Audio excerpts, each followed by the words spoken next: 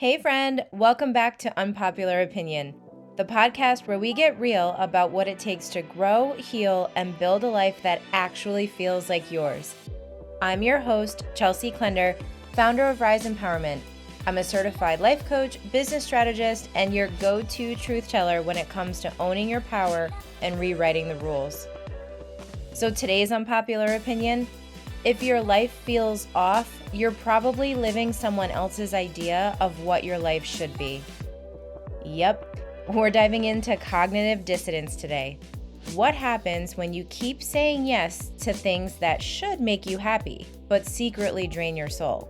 And how to stop letting life live you and start living a life that feels aligned again. Are you ready for this one? Let's get right into it.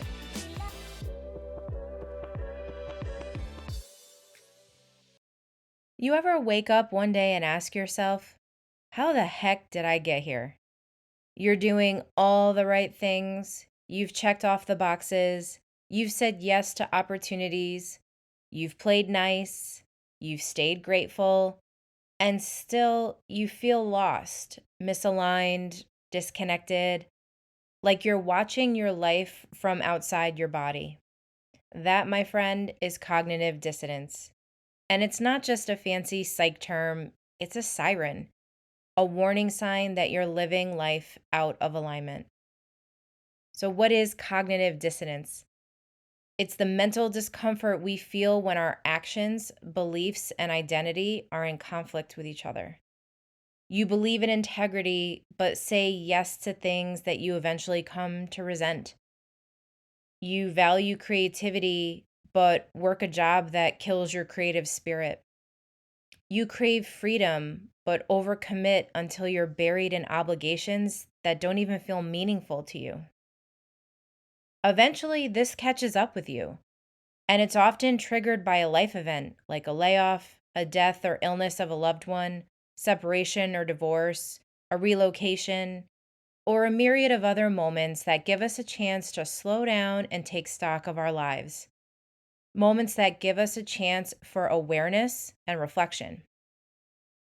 And here's the thing: you can't outrun your truth. You can bury it under productivity, perfectionism, people pleasing, and performance, but it will come knocking. And the longer you ignore it, the more internal chaos it creates. Let me ask you, do you struggle to make decisions because you're unsure of what you really want in life? Do you say yes to things that immediately feel like a betrayal of self? Do you not even recognize the person you are in the mirror anymore? These are all signs that life is living you. You're on autopilot, reacting, performing, surviving, instead of choosing, creating, and being. And if that chasm grows too wide between who we envisioned ourselves to be and the person we've now become, it can trigger the proverbial midlife crisis or any life crisis that happens at a point in our life when we realize that where we are isn't where we thought we were going in the first place. So, how did we even get here? Because we've been conditioned. We've been taught that success equals approval, others' approval, not even our own. That good people don't say no. That gratitude means never wanting more for ourselves. That we should just trust the path even when we didn't choose it ourselves.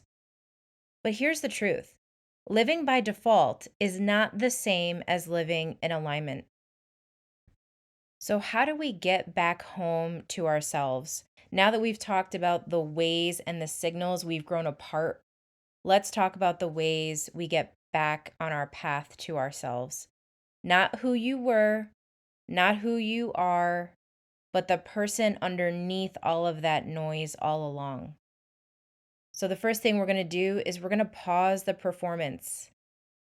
Stop doing things just because they look good on paper. Start asking yourself, is this true for me? The second thing we're going to do is we're going to name the dissonance. Get real about what's out of sync.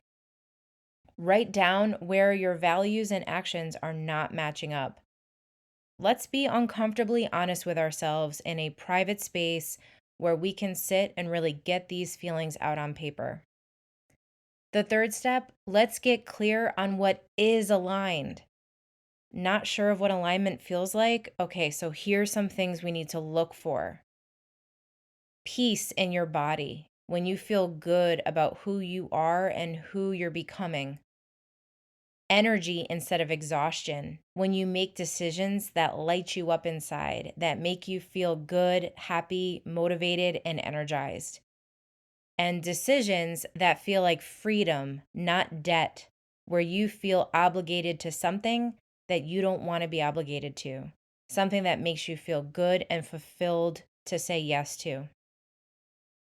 Our fourth strategy is to audit your yes. Every yes is a no to something else. So we want to think of our energy, the time we invest in the things that we do, as currency. And let's spend it where your values live, where those three signals of peace, freedom, and energy live. The fifth step, rebuild with intention. It's okay to burn it all down if that's what it takes to build something real. However, I do suggest you start small.